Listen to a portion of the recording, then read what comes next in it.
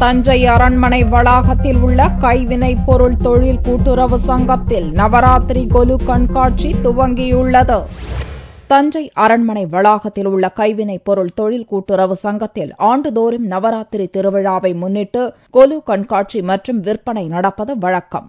இவ்வாண்டும் கொலு கண்காட்சி துவங்கியுள்ளது. கண்காட்சியை மாவட்ட கலெக்டர் துவக்கி வைத்தார். காஞ்சிபுரம், கடலூர் உள்ளிட்ட மாவட்டங்களில் இருந்து கொண்டு வரப்பட்டுள்ள பொம்மைகளும் இங்கு இடம்பெற்றுள்ளன.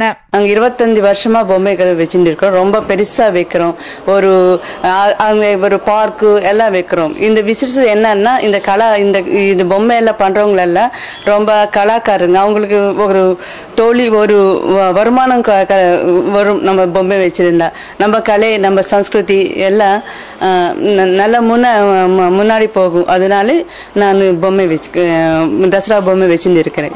இந்த கண்காட்சியில் திருப்பள்ளி எழுச்சி, தீமிதி செட், பழமுதிர் சோலை, ராவணன் தர்பார், அழகர் ஆற்றில் இறங்குதல், ஆண்டாள் ஜனனம், ஸ்ரீ ரெங்கநாதர், சக்கரத்தாழ்வார் போன்ற சிறப்பம்சமிக்க பொம்மைகள் இடம்பெற்றுள்ளன.